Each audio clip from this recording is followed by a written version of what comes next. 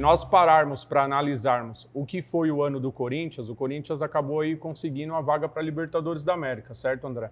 Mas o Corinthians não pode ser só a Libertadores da América ou apenas se contentar com uma vaga para a Libertadores da América. Mas aí as pessoas vão falar, poxa, Edu, mas o Vitor Pereira chegou, pegou um trabalho ali praticamente do zero, tentou encontrar um padrão de jogo. É óbvio que nós entendemos tudo isso e concordo que foi difícil, mas acredito que ele poderia, André, ter feito isso de uma forma mais rápida, porque entra naquilo que você falou. Ele inventou muitos times ali, que isso acabou tirando até a paciência do torcedor corintiano. Às vezes até para ele conhecer também, né? Exatamente. Os jogadores, a galera ali, exatamente. Tá mas ficou muito tempo conhecendo, na minha opinião. E fazendo rodízios, né, a todo tempo, sem dar um padrão de jogo para essa equipe. É isso mesmo. Então, exatamente esse também é o meu ponto de vista, e acho que o Corinthians perdeu muito tempo ali. E aí depois o Corinthians acabou se encontrando aí no decorrer do campeonato, mas o problema do Corinthians foi a instabilidade jogando fora de casa,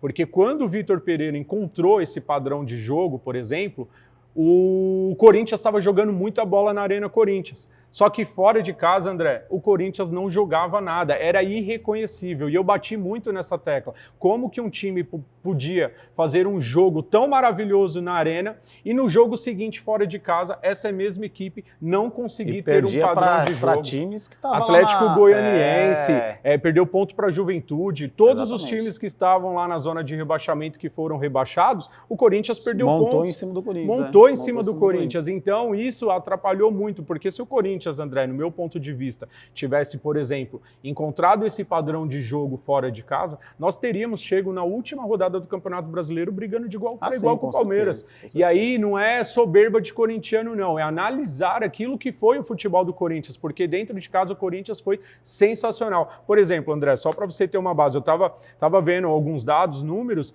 o Corinthians jogando fora de casa, por exemplo, no segundo turno, se você pegar o primeiro turno e o segundo turno, no geral, jogando fora de casa, o Corinthians foi uma das 4 piores equipes do Campeonato Brasileiro. Era para ser rebaixado. Era para ser rebaixado, se tivesse só um campeonato de segundo turno. Então, assim, o ano do Corinthians foi bom pela vaga na Libertadores, mas longe de ser aquele futebol que o torcedor corintiano está acostumado. Longe de ser Corinthians. Longe de ser Corinthians.